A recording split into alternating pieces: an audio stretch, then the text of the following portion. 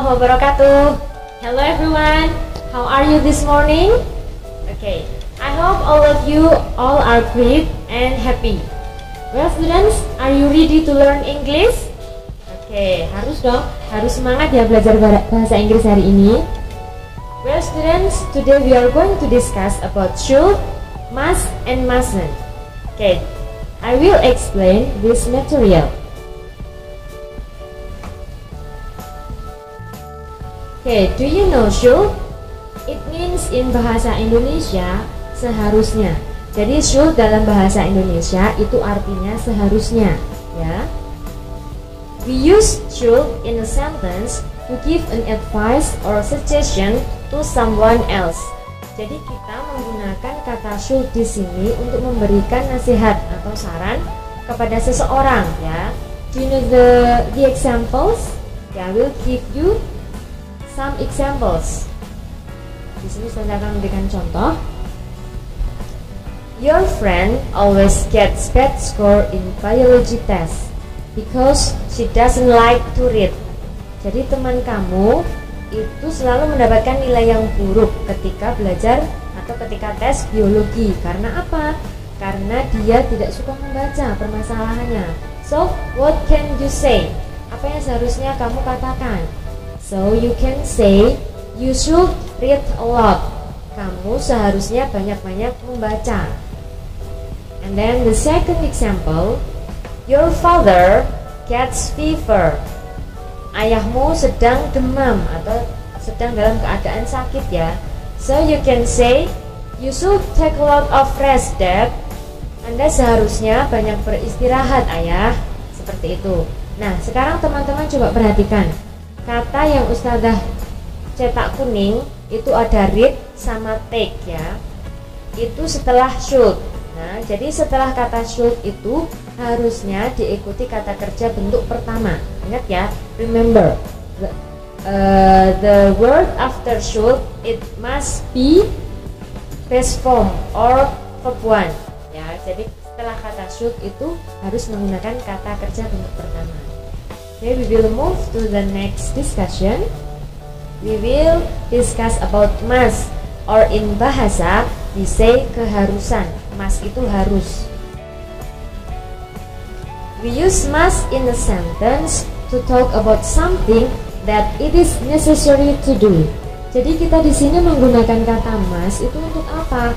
Untuk melakukan hal-hal yang seharusnya kita lakukan, harus dilakukan, atau bisa saja ini ya kayak kewajiban gitu ya, harus dilakukan. For example, I have a question for you. What must we do in the new normal? Apa yang harus kita lakukan di masa-masa new normal seperti ini? Nah, I have a picture for you. Can you guess, student? What picture is it? Bisa menebak ini gambar apa teman-teman semua? Okay, we can say we must wear a mask whenever we go out. Kita harus memakai masker kemanapun kita pergi. Perhatikan kata yang Ustazah cetak merah. Setelah must diikuti kata kerja bentuk pertama. Okay, the next picture I have this one. Social distancing. So what can you say?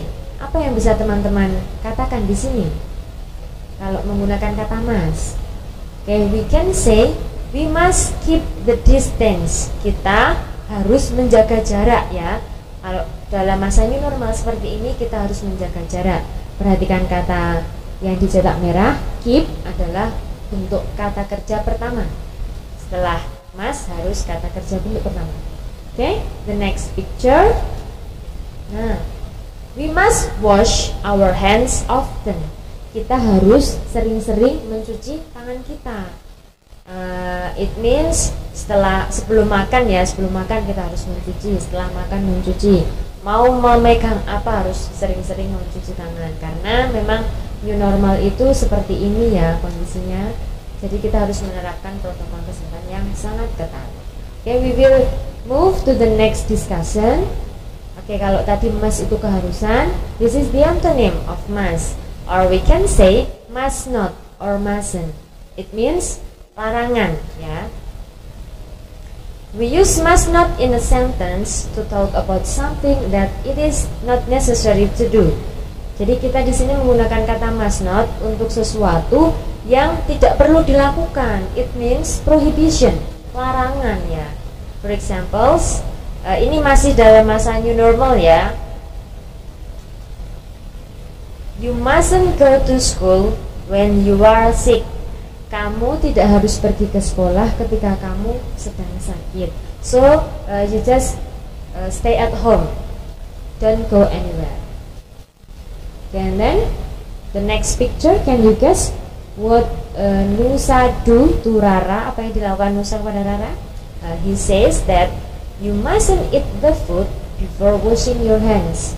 Kamu tidak harus makan makanan ini sebelum kamu mencuci tanganmu. So it is important to wash our hands before we will eat our food. Okay, the last picture. Nah, can you guess what picture is it? Okay, influenza ya. So you can say, you mustn't get close to other people when you get influenza. Kamu tidak harus dekat-dekat dengan orang ketika kamu sedang terkena flu. So today we discuss about should, must, and mustn't. What is the conclusion, class? Apa jadi kesimpulannya? So I will give you the conclusion of this material.